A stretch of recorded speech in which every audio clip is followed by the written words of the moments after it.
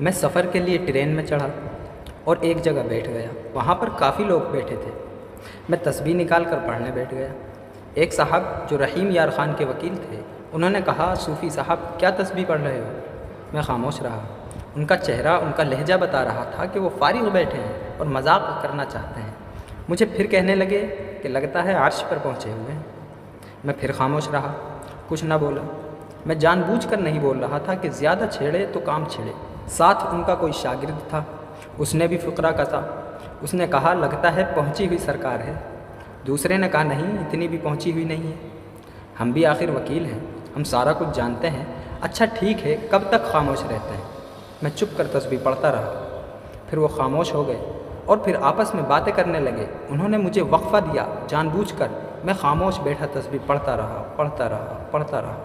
پھر بولے کہ آپ بولے نہیں، ہم نے اتنی دیر آپ کا انتظار کیا۔ میں نے کہا، اب بولو۔ میں نے کہا، میں اصل میں ایک ایسا ذکر کر رہا ہوں جس کے یہ فائدے ہیں، ذکر نہیں بتایا۔ میں اصل میں 3 تسبیحات مکمل کر رہا تھا اور تیسرا کلمہ پڑھ رہا تھا۔ میں نے کہا، ایک ایسا ذکر کر رہا ہوں جس کے یہ فائدے ہیں، جو اس کو سبحان اللہ 100 دفعہ پڑھ لے اور پڑھنے میں 3-4 منٹ لگتے ہیں، جنت میں اللہ تعالیٰ 100 ایسے درخت لگاتے ہیں جس کے نیچے عربی نسل کا سفید تیز رفتار گھوڑا ایک مہینے بھی ایک درخت کے سائے کے نیچے دوڑتا رہے تو درخت کا سایہ ختم نہیں ہوگا۔ ایسے اللہ 100 درخت لگائے گا۔ یہ بھی انداز نبوت ہے دعوت دینے کا۔ نفع پہلے بتایا، نفع کا سامان بعد میں بتایا۔ میں نے کہا، اس کا اگلا فائدہ یہ ہے کہ جو الحمدللہ اس کو پڑھے گا، اللہ تعالیٰ ساری کائنات کو، 7 آسمان 7 زمین، ان ساری چیزوں کو جمع کرے تو یہ رائی کے ذرے کے برابر قیامت کے دن ترازو پر پڑا ہوگا، جس میں نیکیاں اور بدیاں تولی جائیں گی۔ اس ترازو میں اگر یہ ذکر رکھ دیا جائے تو وہ ترازو اتنا بڑا ہوگا کہ یہ کائنات رائی کے دانے کے برابر ہوگی۔ میں وہ پڑھ رہا تھا جس کو 1 دفعہ پڑھیں تو آدھا ترازو بھر جائے، ایسے میں 100 دفعہ پڑھ رہا ہوں، اور 100 دفعہ پڑھنے سے کیسے ترازو ہوں گے؟ سبحان اللہ پڑھنے کا دوسرا فائدہ یہ ہے کہ 100 دفعہ پڑھنے سے زمین و آسمان کا جتنا خالی ہے سارا نیکیوں سے بھر جاتا ہے۔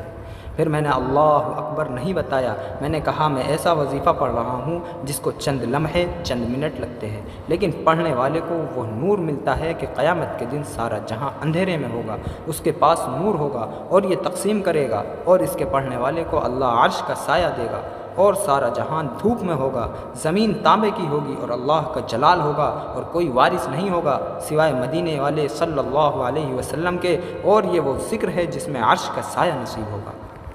وہ بندے کہنے لگے کہ کمال ہے، ہمیں بھی بتائیں آپ کیا پڑھ رہے ہیں۔ میں نے کہا، میں آپ کو کیوں بتاؤں؟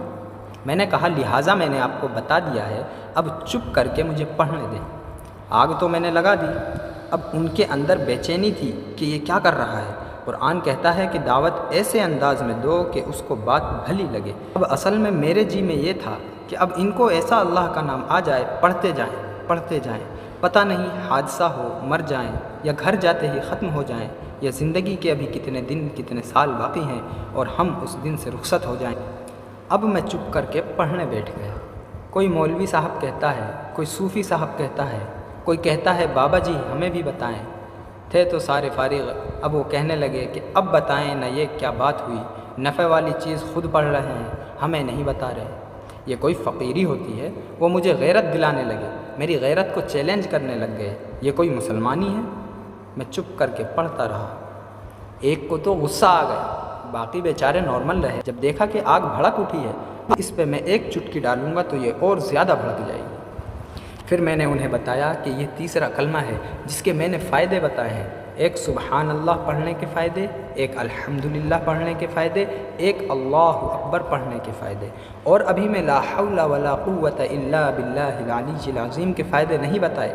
پھر میں نے اس کے فائدے بتائے کہ عرش کے خزانوں میں سے ایک خزانہ ہے لا حول ولا قوت الا باللہ العلی العظیم، اور اس کے 100 فائدے ہیں، اور اس کا ایک فائدہ یہ ہے کہ دنیا کے سارے غم ختم ہو جاتے ہیں، اور باقی 99 فائدے اللہ نے سنبھال کے آخرت کے لیے رکھے ہوئے ہیں۔ ایک فائدہ یہ ہے کہ دنیا کے سارے غم، ہم، فکریں، دردیں، سوز، پریشانیاں، مسائل، مشکلات، تکلیفیں، جادو، بندشیں، اولاد کے مسئلے، گھر کے مسئلے، رزق کے مسئلے، صحت کے مسئلے، نوکری کے مسئلے، تجارت کے مسئلے، زندگی کی ناکامیوں کے مسئلے، مشکلات، یہ سارے مسائل لا حول ولا قوت الا باللہ العلی العظیم، اور باقی 99 جو فائدے ہیں اللہ نے اٹھا کر لپیٹ کر رکھ دیے ہیں۔ کیوں؟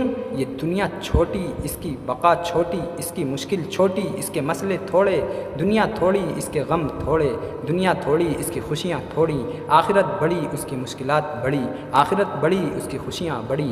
اب جب میں نے انہیں فائدے بتائے، کہنے لگے کہ کمال ہے، آپ نے تو بڑے اچھے انداز میں فائدے بتائے۔